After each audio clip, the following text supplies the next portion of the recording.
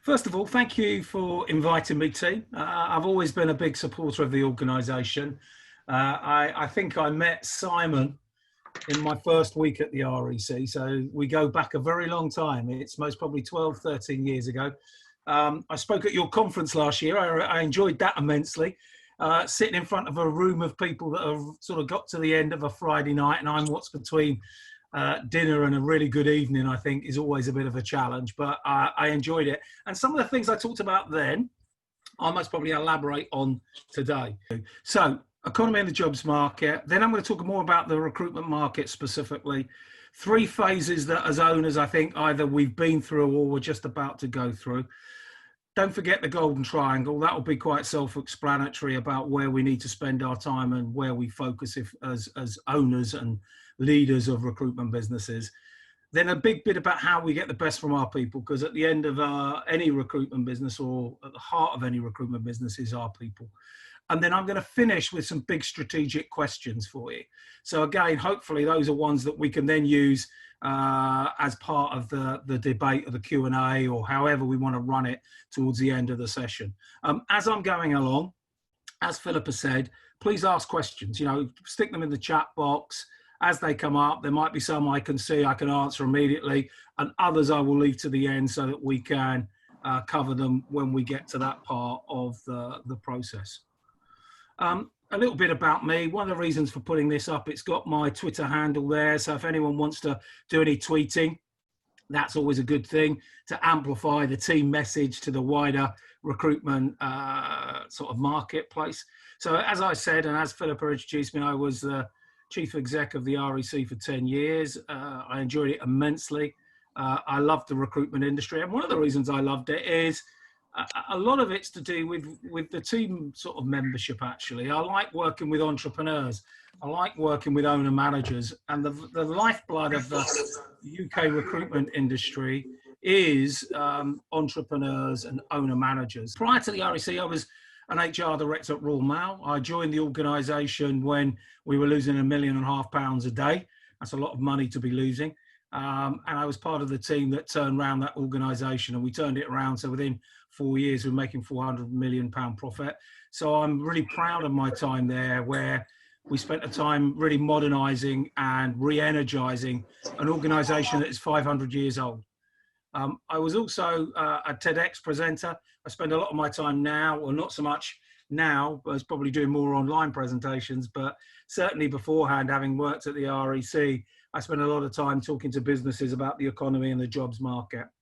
What I'm doing now, just so that people are interested, I'm working with 6 fast growth companies, 2 recruiters, 2 consultancy organizations, 2 tech organizations, and I'm either a non-exec or a strategic advisor. Plus, I've also written my book, Competitive People Strategy. So if any of you are desperate for some reading for the weekend, it's still available on Amazon. It did get in the HR and the recruitment bestsellers list. In fact, it's still in the recruitment bestsellers list, both here and in the USA. And I was also nominated, but I didn't win, I'm afraid, as a Business Book of the Year. But anyhow, and I'm just about to start writing my second book. So that's a bit about me. So let's crack on and talk a little bit about what's going on. Let me do this one first. So one of the things that is really interesting is if we look at the economy, it really was unprecedented in terms of the scale and the speed and the depth of which we, the economy stopped working. In reality, we lost about 30 to 40% of GDP across March, April, May. What has happened is things have started to grow again. And in July, as you can see, GDP was up 6.6%, which is a really high percentage. You normally get 0.2, 0.3 increase or decrease each month. So growth of 6.6 shows you things are coming back. But these figures also show a little bit about how uneven that is. So construction, for example, which more or less stopped in the UK, is now growing incredibly quickly, up 17%. Services are coming back, which is great because 75% of the UK economy is in the service sector. And obviously production, manufacturing lagging slightly, which is no great surprise because they had a slightly different downturn. It was more shallow, whereas in terms of services and construction, it went down rapidly. Firms closed, and obviously the growth coming back has been steeper in those sectors. But if you go back to the last slide, there is still a huge debate about what type of recovery we're going to have. Some people believe it's going to be incredibly fast down and incredibly fast up. There is no doubt that we have never had the decline in any recession, even if we go back to the depression of the late 1920s, that we had the speed of the decline that we've had from the COVID pandemic. So we clearly had a very sharp downturn. It's then about how we recover. Some people, and I suppose if you're looking at the economists, they seem to be split across the first three, and I'm pleased very few believe that we're going to have an L-shaped recovery.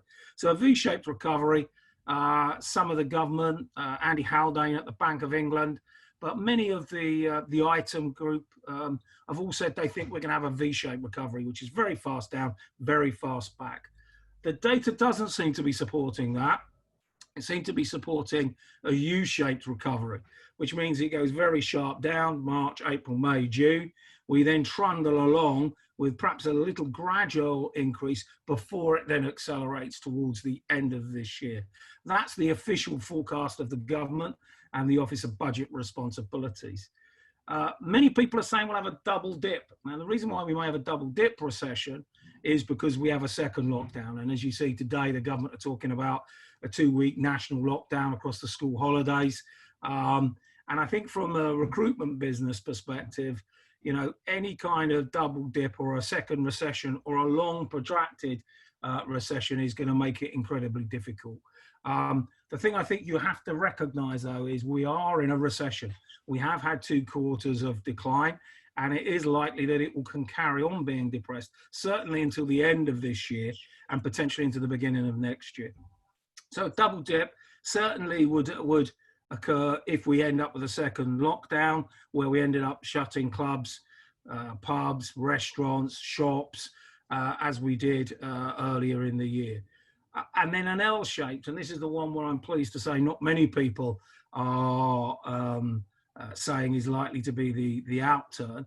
And that's where you have a very fast decline, as we have had, but then it just levels out and it doesn't go back to where it was before. And that would be, a very, very dangerous place for the UK economy to be. So if you look at the economists, and I follow a sort of an index of about 200, about 20% say it's going to be a V-shaped, about 20% say it's going to be a W-shaped, and the good point is about 60% are saying it's going to be a U-shaped. What does that mean for recruitment industry? Well, a couple of pieces of data here just to give you a bit of context. And I suppose before I get into the recruitment industry, you do need to touch on the labour market. You have to, this is just, this is, when I say it's unprecedented, and we all know that, but this is just unheralded. To have 9 million people on a government scheme, to have 9 million people in the public sector, or in the private sector rather, being paid by the government, has never happened. Other countries have got a track record, Germany, certainly North America and France, of having government subsidies for jobs in recessions. The UK government has never done that before. So this was a complete change of economic policy, and thank God they did, because it certainly has protected jobs. It certainly has enabled businesses to survive and help with liquidity and cash. But again, if you think about it, 9 million people on furlough, 2 million people that were self-employed getting government assistance because their business wasn't functioning, and unemployment, which is about 1.3, 1.4 million, and then about 750,000 people already claiming unemployment benefit. You put that together and you've got 13 million people, and that is over a third. So 1/3 of everybody that should be at work was not working. They were either unemployed or they were on the furlough scheme or getting their business funded by government. The issue that we can also see, and that doesn't take into account the funding of businesses, so the CBILS scheme or the bounce back loans, all of those were in addition. The issue for those was clearly that was about creating liquidity in the economy so that businesses can pay their bills and survive during the downturn. The danger with that, of course, is clearly that needs to be paid back. Now, there are preferential terms and you don't pay. So one of the things we've created in our economy is a lot of debt. A lot of businesses now owe a lot more money than they did going into the recession. And that will have a dampening effect on the recovery, because people will be thinking, I've got to make a lot of money because I've got to pay, not only have I got to pay my bills and my suppliers and my staff, but I've also got to start paying at some point what I've borrowed from government or banks or other sources of funding. So clearly what we've had is a workforce or a labour market in complete distress. What we at this moment have is about 3 million people on furlough. So the good news is 6 million of those people that were on furlough are now back to work. Some of them are back part-time and working in a range of different ways. But it does show you that people are getting more confident. They're starting to bring people back to work. The issue that we have, I think, as we look forward, and I suppose I've got a slide here, a couple of slides time, but I mean, I think we're going to end up with very high unemployment back to the 1980s. So again, one of the things that I'm going to talk about in a moment is what's going on with the jobs market. And there's some really positive news, but I think you've got to put it in the context of what happened and what's going to happen in the long term. So even though we can see employers are starting to hire, we can start to see vacancies are growing, what we also have is a backdrop of where we're going to have quite a high unemployment, certainly higher than during the last recession, and certainly more significant than in any time in certainly my working life other than in the 1980s, where we get unemployment close to 3 million, which is about 10% of the workforce. So REC report on jobs. I'm not sure if you can see the last part of the graph, which is a shame, because what it shows is the current cycle. So we've been collecting, I say we, the REC's been collecting this data. It's compiled by a company called Market. We've been doing it since '97. So we've got, 30 years of data. And what this shows you is the data from 2007 right the way up to 2020. And that first big blip there, where it went down by 30%, was the 2008-2009 recession. And I'll talk about the recruitment market just so that you get some understanding. But that period of decline, and we only went up to just over 2 million. Unemployment went up to about 7-8%. We think it will go much higher. The recruitment industry lost 30% of its sales. So it declined from 27 billion down to 19 billion, okay, during that recession. Now, if you look at what happened in 2020, you can see the decline is that much steeper. The good news is the demand for jobs has come back quicker. So in unemployment terms, if you're thinking about that, unemployment took 18 months to reach its peak. In this recession, it's going to reach its peak in about 2 or 3 months' time. So in a 6 to 8 month period. So again, it does show you that the jobs market following the economy shrunk incredibly quickly, but has come back quickly. The question is, it's the final part of that journey about whether we can actually continue to grow through the early part of 2021. So that gives you a really good understanding of demand, what has happened month on month in the jobs market. And the blue and the green line are temp and perm. Now, this is data that the REC collect, which shows you vacancies. So again, as we went into the lockdown, beginning of March, we had 1,350,000 job adverts every week available in the UK. That dropped to under 950,000. What you can see, though, is a gradual return. So you can see month on month through May, June, July, the data starting to pick up. And as you can see, we are still a long way short of where we would have been in March. But the good news is, if I'm a recruitment business, that I can see that employers are starting to advertise again and are starting to hire. So, as I said, unemployment. So the backdrop for any recruitment business is employment and unemployment. because you need to understand them, because they have a remarkable relationship with our industry. You know, the recruitment business rides the tide of employment and unemployment. So when you saw in that recession 2008, employment dropping significantly, we will go down faster than the economy. But when the economy starts to grow, we will outperform the economy. So to give you an example, you know, we lost 30% of our sales. We went from 27 billion down to 19 billion incredibly quickly.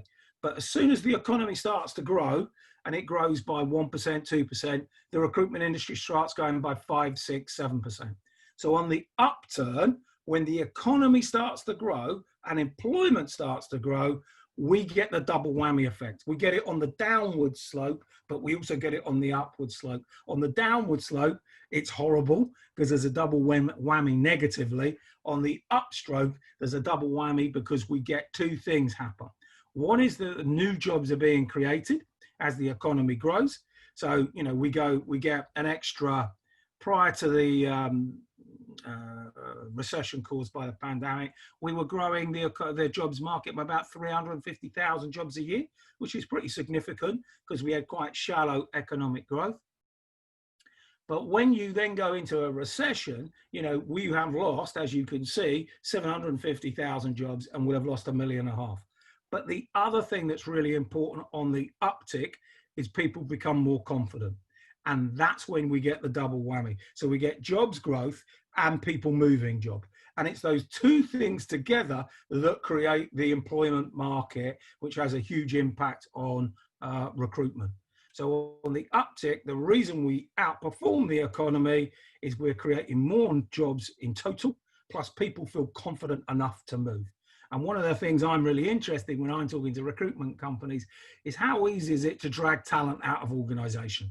That's a key question I ask because it gives me a real insight in how easy it is or what's going on the jobs market.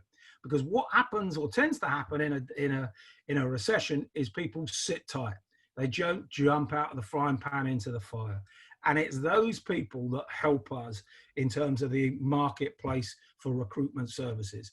Because it's when people start to move, they open up a vacancy, someone else takes that job, they open up a vacancy. And what we find is we have multiple jobs to fill. So we get jobs growth and that, if you like, supply chain effect.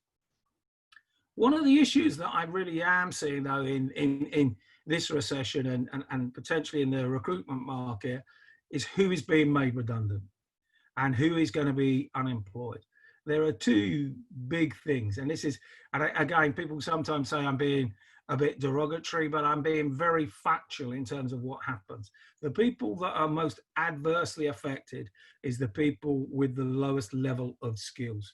So what we find is that the people that become redundant, disproportionately part-time workers, people with few skills at the front end of our labour market. So if you think about it, people working in hospitality, people working in factories, people providing retail, I suppose, is another one. So the service economy requires millions of people to do those frontline jobs. And they are clearly the ones that are going to be most adversely affected during this recession. Now, the issue you then have is the skill and talent shortages that we were struggling to fill pre the recession are still there. So we have an abundance of people that are unemployed, but the challenge we have is those people haven't got the skills that the employers are looking for. I want a really brilliant HR person. I want an accountant that's good at managing people. I want, you know, a well-beating salespeople. Those people are still in demand and are likely to have been retained within their current organization because you, like I would do, is I hang on to my great people. If I have to make people redundant, I take the people around the periphery. The really brilliant people I hang on to because I know how expensive it is for me to find them and hire them when times return. So what we're going to have is high unemployment, but a complete mismatch between the people that are available and looking for work and the jobs that we have available. So that's going to create some real challenges for recruitment businesses because all your clients are going to be going, but there's millions of people unemployed. Why can't you find me the skills and talent I want? And you're going to have to be going, there's a two-tier labour market here. The people are unemployed are not the people you want to fill the jobs, because the jobs that you have are highly skilled. That's where we're looking for talent. And the people that are going to be available are unlikely to have skill. Now, I'm overemphasizing this, but I think it's a fundamental point of recessions is the skill and talent shortages remain, and we have an abundance of people without the skills for the jobs that are available. And that mismatch does two things. It does create opportunities for recruiters. There will be lots of people coming to you saying, I want you to fill this job. Two things that they will do as a consequence of the labour market factors is they will try and push you down on price.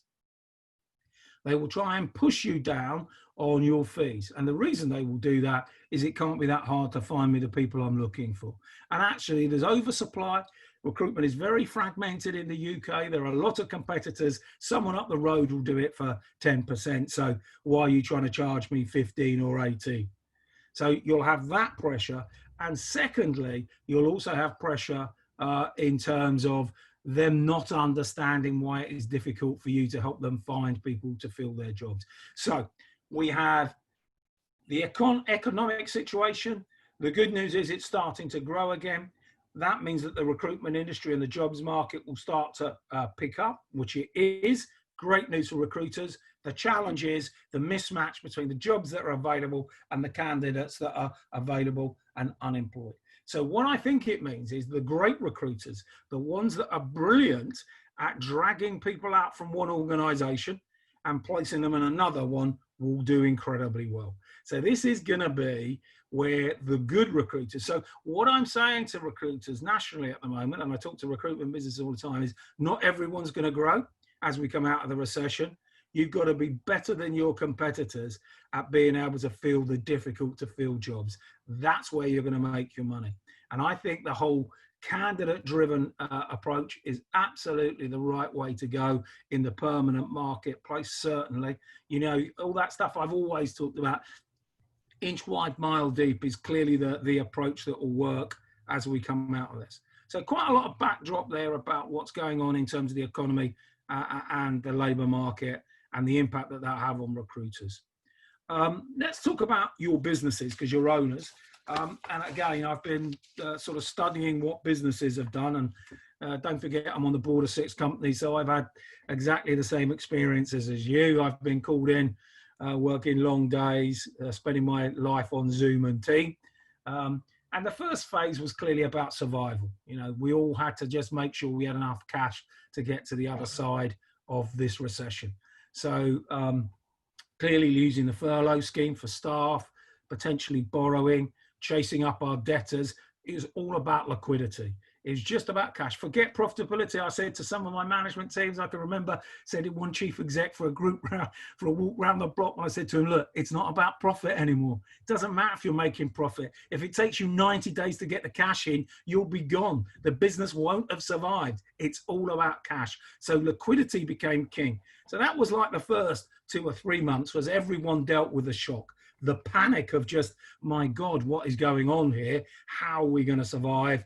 You know, I came back from the States. I was actually talking at the MPA conference in New Orleans with Simon and Jackie, and we got the last flight out of the States. I got back and I was at my desk the next week, and everything just dried up. All my speaking, all my consultancy gigs, and I was sitting there just watching my forward order book shrink day after day after day. And that was because everyone was going, we just have to close this down. We've got to conserve cash. Any way we can conserve cash in the business, we conserve cash, which I completely understood. And that's what I was helping my clients to do. So we went through that phase. Now, I'm hoping that most people are through that. You've still got to keep a really close eye on cash, but I'm hoping that most people have, you know, found a way of getting liquidity into their business so they can see themselves surviving through to the end of this year. The second big challenge was new ways of working. So all of a sudden, we're in lockdown, everyone's got to work from home.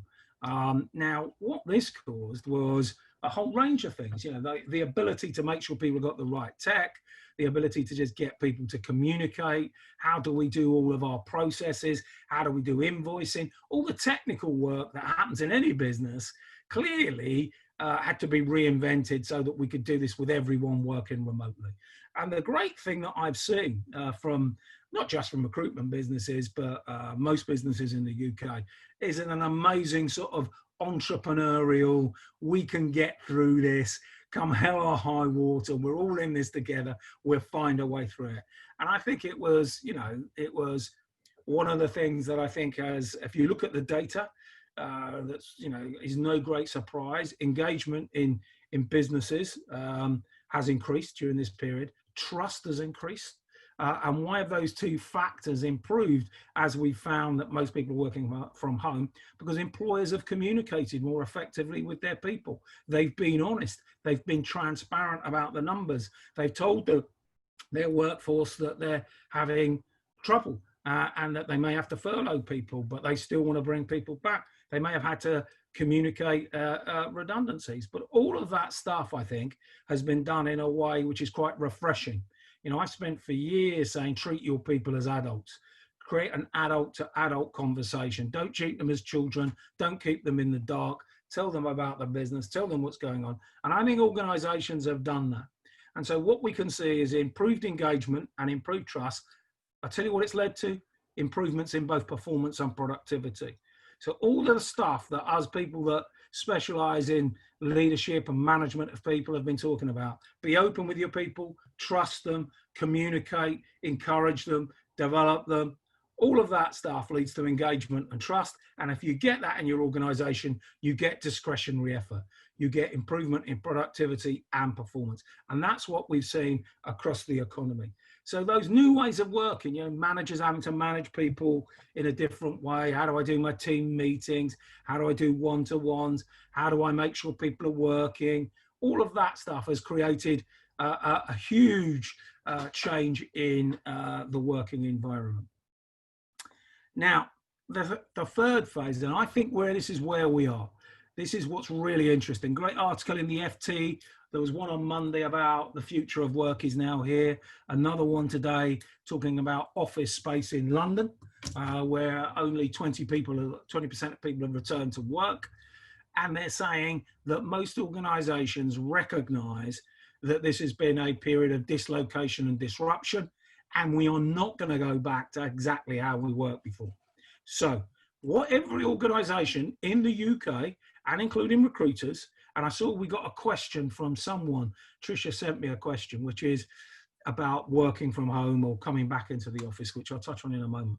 But what every organization is having to do is to reimagine and redesign how it works going forward. Clearly, there are going to be lots of people that really enjoy working remotely, like having the work-life balance, and are not going to want to go back to work in an office 5 days a week. There are other people, there's lots of data that show young people, I've got a 25-year-old son, desperate to get back to work. But even he's only going back 2 days a week so that they get the social interaction. But again, you've got to remember, I'm lucky I've got a nice house, I've got a study, I've got a nice place to work at home. But there are lots of people, lots of single people in cities working in little tight bedrooms, having to have a laptop on their knee, not seeing people from day to day. That has created some real well-being issues and some real challenges that employers have had to deal with. So we're having to redesign and rethink how we do work. What I would be saying to most organizations, and I think there is a big opportunity for recruiters here from a market opportunity perspective, is I think that most people are going to want to work in some kind of hybrid way. And I think the employers that will win and will retain talent and be very attractive to talent going forward are the ones that have the ability to do this. And that is to listen to what individuals want. People are going to come back and go, well, I want to work. Don't want to start early in the mornings. I like having a late. I want to work from 10 till 7 in the evening. I want to have a 4-day a week. I want to work term time. I want to work 1 day in and 4 days at home. Everyone's going to want something different. The challenge for employers is the personalization of work, and then how do we optimize performance? How do we make sure things get done for customers? How do we make sure we have coverage of the phones? How do we make sure we can actually deliver an optimized performance? And what organizations and chief execs and entrepreneurs are going to have to do is to marry those two things together. How do I give people some of the flex that they want, perhaps not all of it, but most of it, while also thinking about how do we deliver our services to our customers and our clients, and in your case, candidates. The opportunity for recruiters is there is going to be a lot of turnover with organizations that believe everything's going to go back to how it used to be. And a lot of their talent is going to say, I'm sorry, I'm not going back 5 days a week. That means if you're close to those candidates or those potential candidates, you could be the organization that takes them from one organization to the next that is up for working flexibly. Flexibility is going to be one of the, apart from pay and benefits, which is always quite high, culture's always up there. Flexibility is the new differentiator in the jobs market, because people are going to use that as a way of deciding which organization they join and which job. So I would be specializing and really thinking about educating your clients about flexibility, telling them about what the job market's going to be like in the future. That gives you a chance to add some value to clients. But I think also when you're talking to candidates, you really need to get underneath of their experiences and what they're looking for. Because what I think you're going to be doing is brokering those conversations between candidates and clients. But don't forget, they're going to be much higher in the mix. People have been talking, 5 million people work in the UK in a part-time capacity, 5.5 million pre-COVID, right? You've seen what's happened in terms of the labour market. At the height of this, we had over half of the workforce working from home, well, more about 60%, in fact. So again, lots of people have got used to it. So I think that debate is going to be really, really high in the mix. Job adverts. Only 11% of the job adverts in the UK pre-lockdown mentioned flexible working. So if you have got a part-time job, you're one of those 5.5 million people pre-COVID. Now let's say it's 10 million working flexibly. You're excluded from 89% of the jobs that are advertised in the UK. So what happens is people get trapped in part-time flexible jobs. It's very difficult to move from one to the other.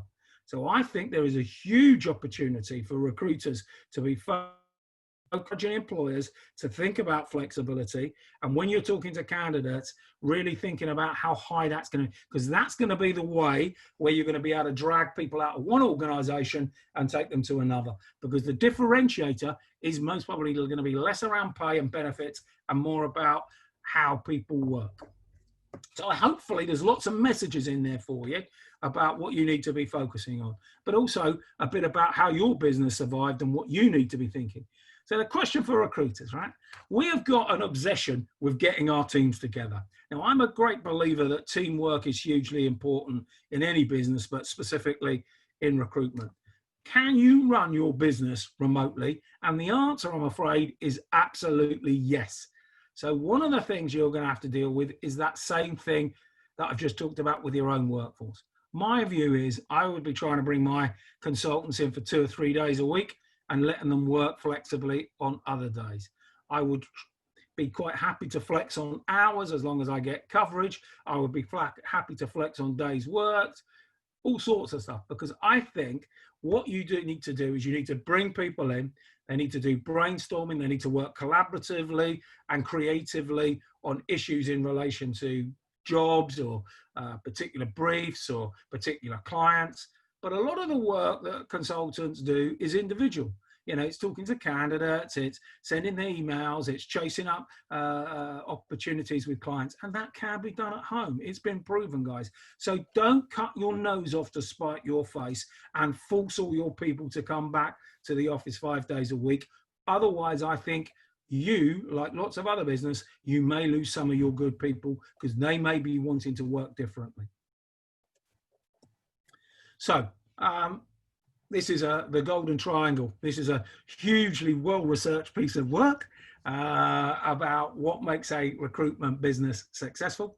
And what you can see is there are only 3 things that really are important in terms of running a recruitment business.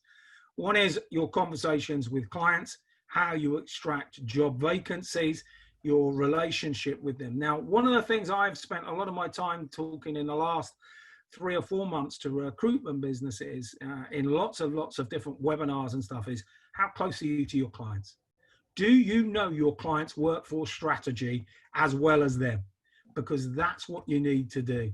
You really need to understand where their vacancies are, not perhaps now, where the skills and capabilities that they are going to be looking for in the next 3 to 6 months is going to be, where they are making redundancies, where they're letting people go.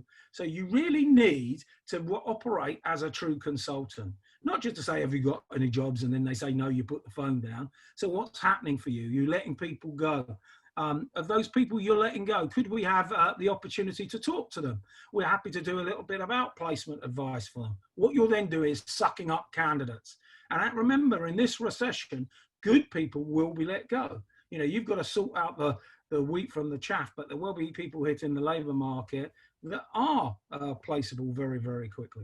So really get underneath the client's agenda. And the reason for that is because you can then start to anticipate it. And if they have particular skills or talent vacancies, then when you find candidates, you can take them back to those organisations, even when they say they haven't got a job. So I think we're going to be working in that passive part of the labour market, trying to look at future requirements for clients, starting to think about the candidates.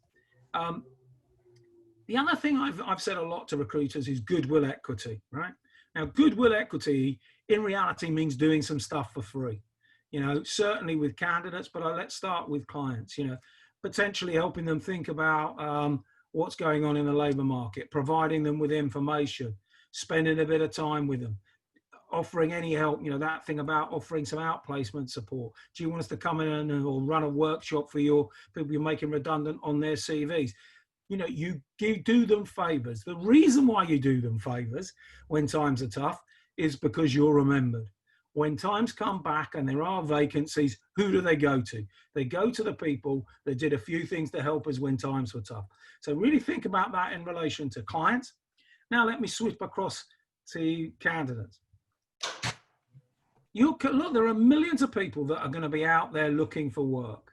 You know, what you've got to be doing is finding a way of doing some value-added activity for them. So lots of recruiters I know are running workshops, you know, workshops on, you know, the reason to run workshops is you can do 1 hour to multiple candidates, you know, how to build a great CV, how to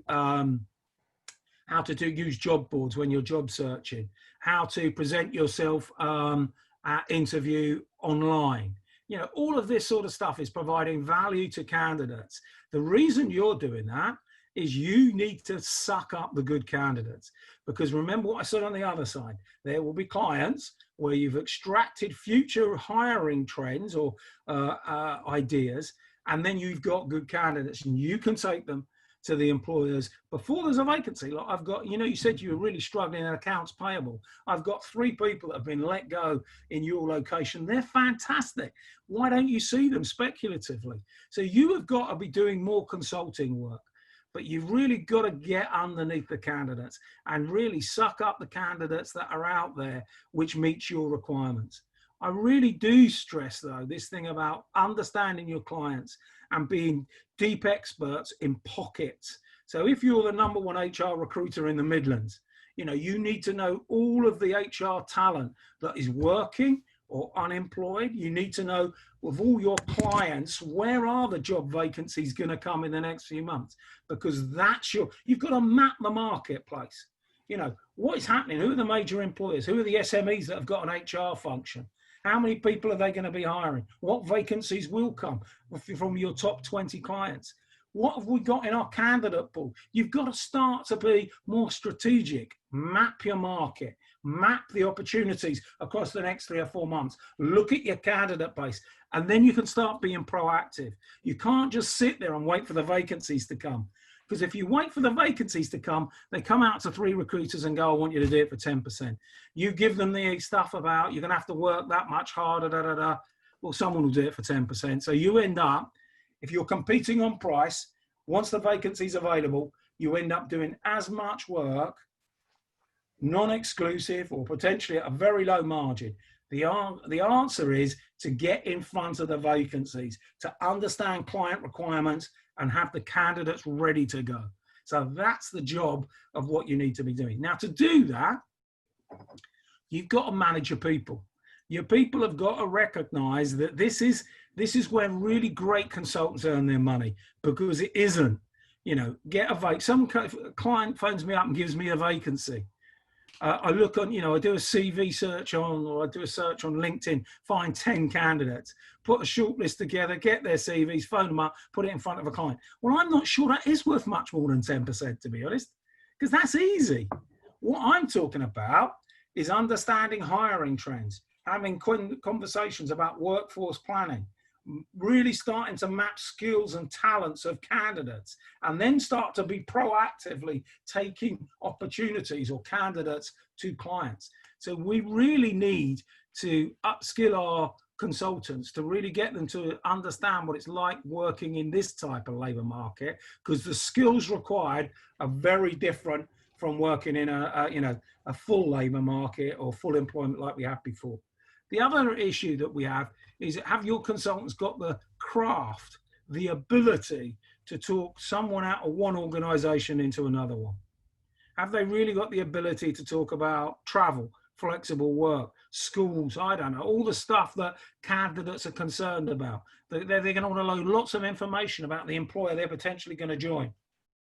You know, the craft of convincing someone to leave a well-paid job and take another well-paid job is difficult in any situation, but when you've got this as a backdrop, boy, is it hard. So the point I would say is, when times are tough, the great consultancy organizations or the great recruitment consultancy organizations focus on these three things: clients, candidates, and our people delivering that service. So the reason for stressing it today is because it's the areas there's a focus on when times are tough, because it's the different type of behavior you get from your people that make the difference. So let me have a quick look in the, is there any questions, Philippa? Anything that's come through so far? No, I've just had a note saying someone sent you one privately, unfortunately. Ooh. And it's to do with temps, but they haven't sent it to me, and I think they've got, I don't know if they're going. Have you got it there? Sorry. I can't even find it. No, can't find it at the moment. Any questions? I will carry on here. Pop onto it. Pop any questions. Pop onto everyone so that I can sort those. And again, guys, be specific. So say, look, I'm finding it really hard to get jobs. I'm finding it hard to motivate staff. I can't get, you know, the whole flexibility thing. That's quite challenging for any organisation. I'm happy to give you some hints and tips about that. So please give me practical things that you're struggling with or you want to think about, and I'll try and give you an answer. So this is something that I often talk about, and I think this slide is nearly in every presentation I ever do. And it's from a book published in 2009.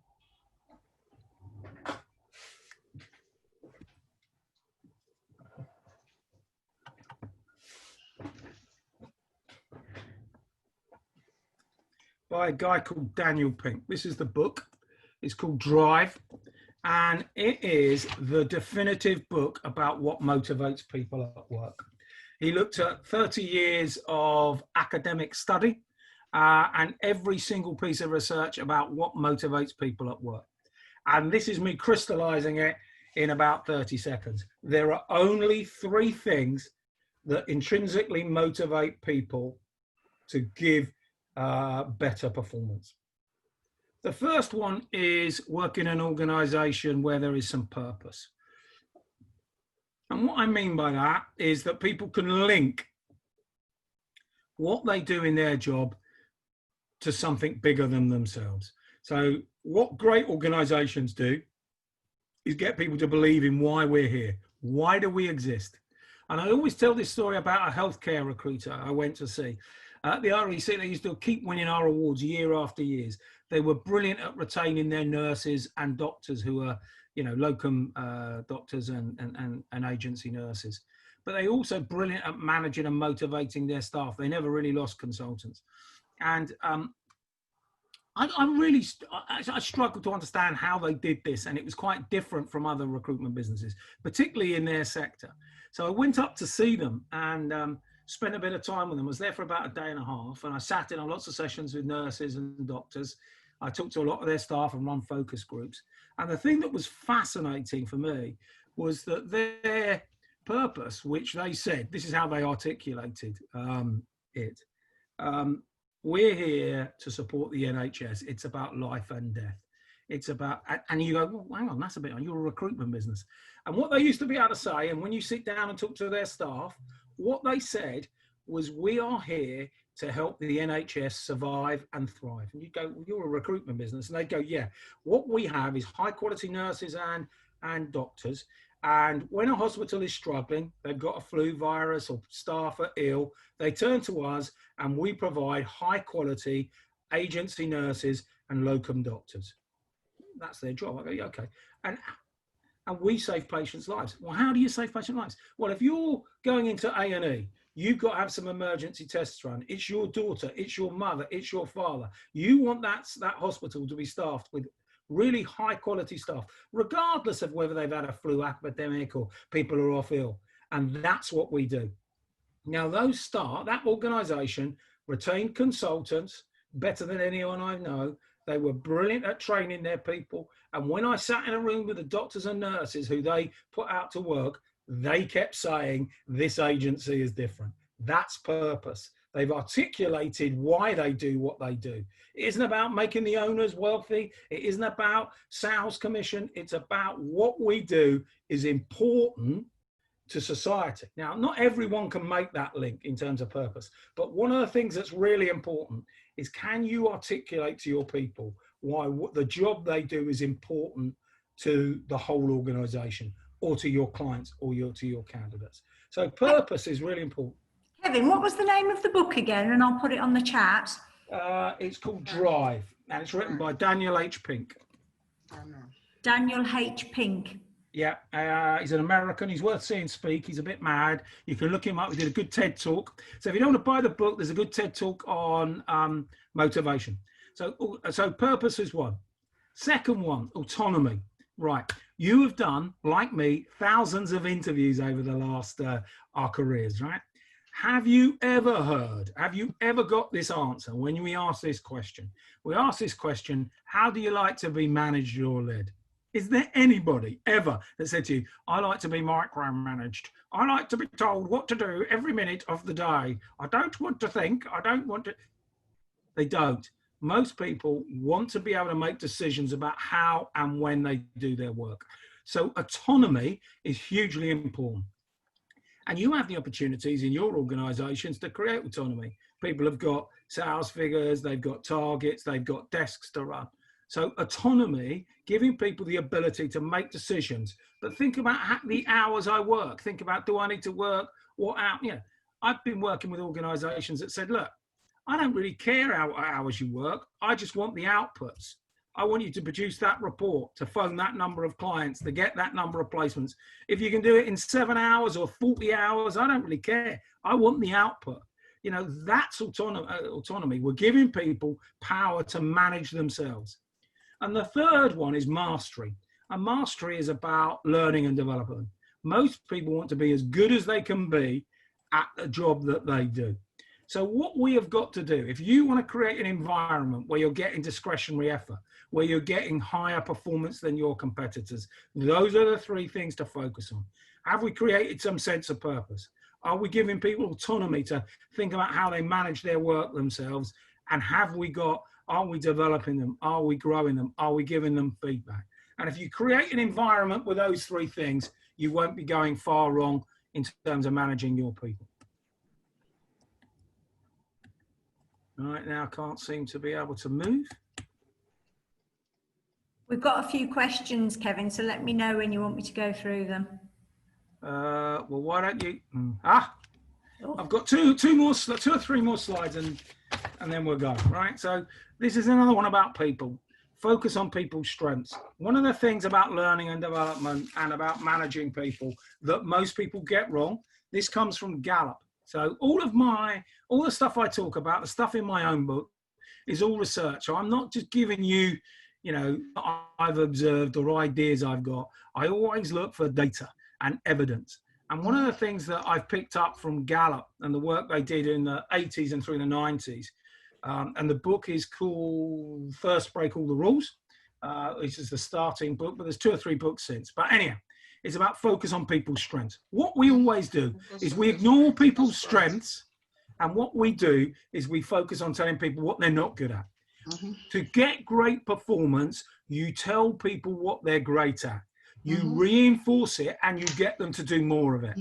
When you really get great performance, you will find that people have focused on what they're good at. They'd have found a job that they're comfortable in, where it's playing to the things that people enjoy doing things they're good at.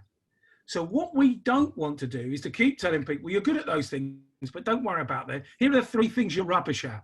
You know, and keep telling them to go on courses and giving them feedback about what they're not good at. You know, you have to focus it on the other way around. And this is a man, I'm an Arsenal fan, so football fans always love this story. I dislike this man with a passion, Sir Alex Ferguson. And I wouldn't say all of his leadership traits and management traits are applicable to business. Certainly the hairdryer treatment and throwing football boots at people and all of that sort of stuff. But over his 26-year career, he won 28 trophies. He built 4 great teams. So you cannot deny he has the ability to build great teams. His book on leadership is absolute rubbish. Don't buy it. It's not worth reading. But if you have time and you're desperate to really look at some data, have a look at his talk to at Harvard Business School. He did a talk to the MBA students. And at the end of this talk, one of the students said to him, tell us about how you built 3 great teams, Alex. What did you do every day? And he said, I learned early in my career, it's all about 5-to-1. Managing people, if you get the 5-to-1 right, you will get people to perform. And then he carries on talking. And I'm sitting there going, well, what the hell's the 5-to-1? I've got no idea. Get out his book. There's nothing in his book. And again, one of the students very fortuitously asked him the question, Alex, you mentioned 5-to-1 a few times. What is that? And he said, well, what it is you have to give positive reinforcement and feedback in the ratio of 5-to-1. To get the one piece of development feedback listened to, you have to have given people on a daily basis 5 pieces of reinforcing feedback. And then he goes on to talk about great stories about Cantona and Beckham and how him and his coaching team decided that they wanted Beckham to take their free kicks. He already had some talent in that area, but they started giving him that feedback day after day. We think you can be the best at free kicks in the Premier League. We think you can be the best at the world. And what he starts doing is he starts staying behind in training just for 20 minutes to start with. Then it's half an hour. Then it's an hour. His ratio goes up. So actually, by giving him positive feedback about something he was already good at, he spent more and more time practicing it himself. And then, surprise, surprise, he got better and better. And think about that with your team. If you really want people to be brilliant at what they do, focus at what they're good at and make sure you give feedback 5-to-1. Now, I'm going to tell a story now about my wife. Now, I don't tell this story because she's here, so I'll have to whisper it to you. She came to see me speak at an event once, and I was talking about this 5-to-1. And I'm like most men in the UK. There's lots of chores. I've normally got a long list of things I need to do in the garden and things like that. And all of a sudden, I found myself one day doing these things and doing them quite, whistling as I was doing them, quite enjoying myself. And I thought after a while, I don't quite understand what's happened. It's gone from being nagged to do stuff. So all of a sudden she'd say, thanks for doing the garden. A couple of the neighbours come around. They think it's great. It's brilliant. You're mowing the lawn every once a week. The garden looks fantastic. By the way, thanks for tidying up the loft. I know you didn't like enjoying it, but I've been up there. It looks brilliant, Kevin. I'll be going, oh, I might go up there and do a bit more. So what she had taken is my little principle of 5-to-1 and applied it to me. And I found myself doing things I'd never done before. I didn't particularly want to do, so I wouldn't say they were a strength, but I could do them. And all of a sudden, by just doing a bit of positive reinforcement, I found myself doing more and more of the stuff that potentially I didn't want to do. So you can say, well, that's manipulation, but I just think it's about human nature. Think about how you give feedback to your people. Now, this is my last slide. So here are some of the big questions that I thought I'd leave you with, or we could explore. How different are you? One of the things I say to every recruitment business I work with, tell me how you're different from your competitors. And if you can't articulate it on 3 or 4 significant ways, then you're going to be competing on price. And if you're competing on price, you're a commodity. And if you're a commodity, that's really tough because you have to be big. If you're going to be on a low margin business and you're going to compete on price, it's all about scale. And many of you businesses, you're small. There are 2 people in the business, there are 5 people in the business, there are 10 people in the business. Competing on price is incredibly difficult. So if you don't want to compete on price, you've got to be different. You've got to be able to articulate why you're better or different than the competitors. Now that can be, I can get clients that none of my competitors can get. I can get candidates. I have a deep knowledge of the sector. You can talk, but you've got to be clear about why you're different. How close are you to your clients? I spend a lot of time when I go in and talk to recruiters, say, tell me about your top 10 clients. Tell me what sector they're in. Tell me about how they make their money. Tell me about the last 50 people they've recruited. I ask 20 questions about clients. Do you know what I find? Quite often we don't know very much about our clients. What about new offerings? One of the things I've seen is the whole, lots of recruiters have moved into providing outplacement or have taken over the in-house function from organizations. I've seen lots of people providing training. So don't always just stick to the core. Think about other things and if you have broad conversations, you will find ask questions. What are you struggling with? What are your pain points? What could I help you with?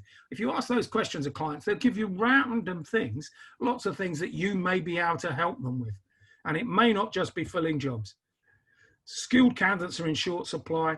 I've said this already, but you've got to really be brilliant at candidate management. Candidates are the key, I think, going forward.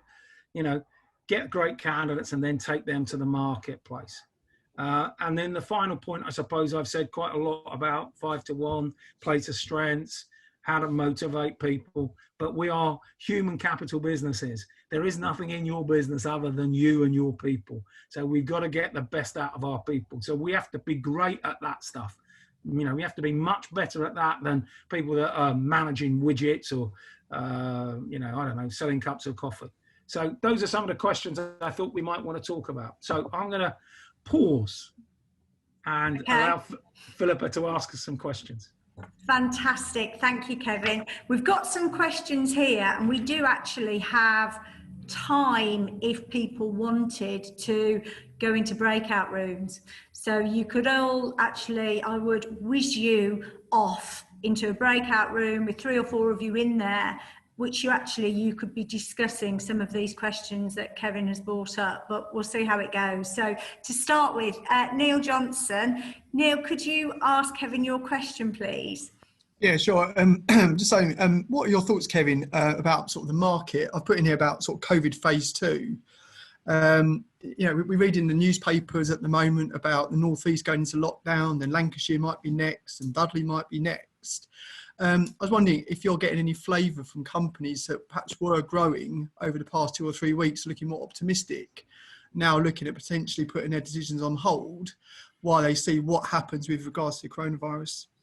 Yeah, I think that's absolutely right. I mean, the point is, it hasn't gone away and it's not going to go away, I think. I think most people now recognise that. So I think most people are getting, and I talk about most business people, I think are beginning to recognise we've got to function and we've got to get on and we've got to continue to trade. I think if you go into a local lockdown, it will knock confidence for a period, and people that perhaps are bringing workforces back are then going to have to send them all back home again. So I think it's going to create some difficulty. I do think that most people recognise that, we could get a vaccine in the middle of next year. But I think in the short term, we are going to have to live with it. There's this debate going on clearly that government are thinking about. So when you see stuff saying it's been leaked, not leaked, but it has been leaked, that we're thinking about a national lockdown for a couple of weeks in October during the school holidays, that's government floating ideas to see what kind of reaction there is from the public. So that's clearly on the agenda as well, I think. So I think you're right. We will see confidence go up and down depending on local circumstances.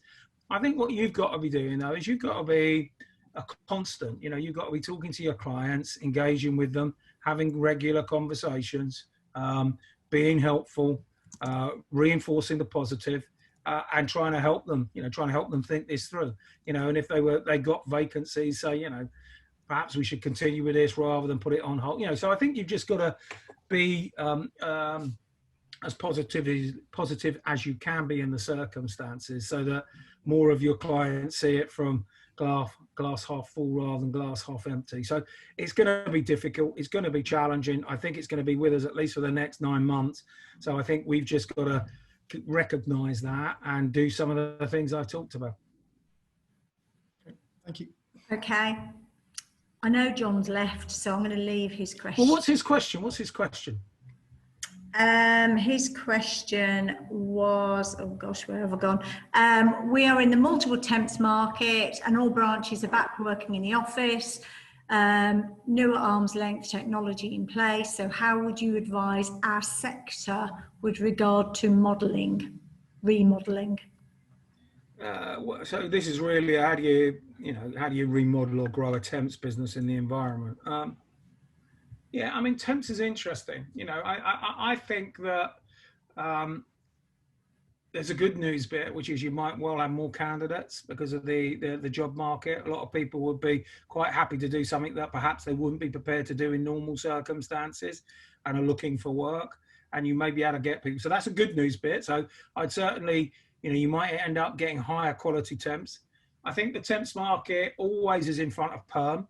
So what you see is, whenever I'm looking at jobs data, you follow the temps line and it goes first. It starts to move and just start to slow down, and then you find that the perm market drops afterwards. When we're coming back, it comes back first. And what we have seen, and if you look at the REC data, is that the temps market has come back in certain areas. So I think from a market perspective, availability of potentially high quality temps and businesses looking to flex, they might take people on in a temporary capacity because they are, they're unsure of taking on perms. So again, I would be saying to lots of perm businesses, hire a really great temp consultant and try and manage a temp desk as well as a perm business, because it gives you that ability to I mean, temp desks are brilliant at cash.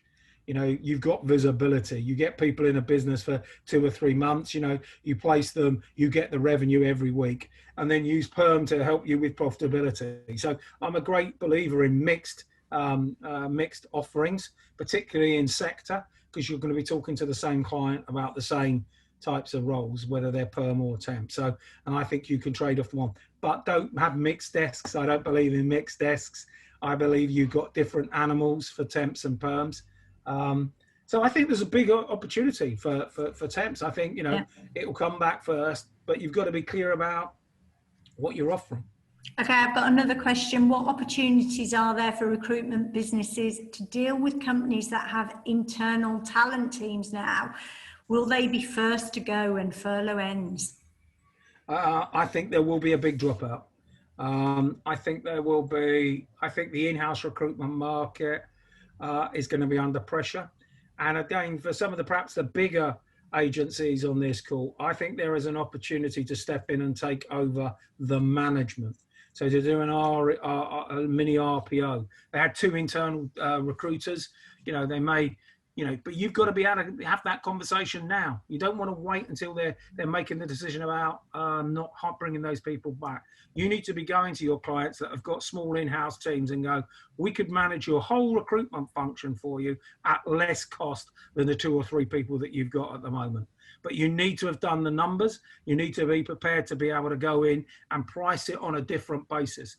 Management fee, and then a small margin based on every job.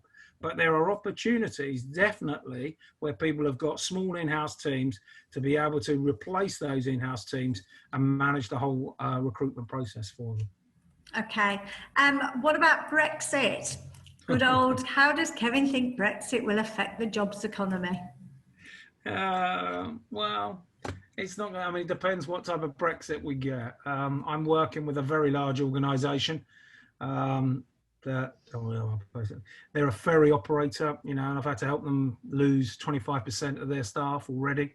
And, you know, we're going to need 29 lorry parks in Dover. 29 haven't even been identified yet. If we end up with a hard Brexit and we're going to have some kind of check as food and products go across the water into Europe. So there is huge challenges in a hard Brexit. Regardless of whether you're a Brexiteer or a Remainer, you know, we need a trade deal. We need to try and smooth this transition as best we can so that businesses aren't hindered in terms of the ability to trade with Europe. So I'm hoping that the government sees sense. It's quite difficult to see them making sense on Brexit at the moment. You know, I think there is a view potentially politically that the economy is in such a difficult place that Brexit won't really make a lot of difference, but I think it will to many, many sectors, you know. So I think Brexit's another challenge. If we end up doing a trade deal in October or November, which I think is still highly possible, I think, you know, both sides being pragmatic, we may find a way of creating a trade deal and continuing to trade without some of the barriers that, you know, we could have from a hard Brexit. So I'm hoping sense prevails. There is some uncertainty still, and the more certain we are, the quicker we can do a trade deal, the better. But this is very much a political thing. And I mean, again, you know, I think the government have been quite good at managing the economy. I don't think they've been very good at managing the health crisis at all. So I suppose the jury's out on how well they're going to do on Brexit. Great. Okay. There's loads of positives in the notes, Kevin, thanking you for your presentation, which is great.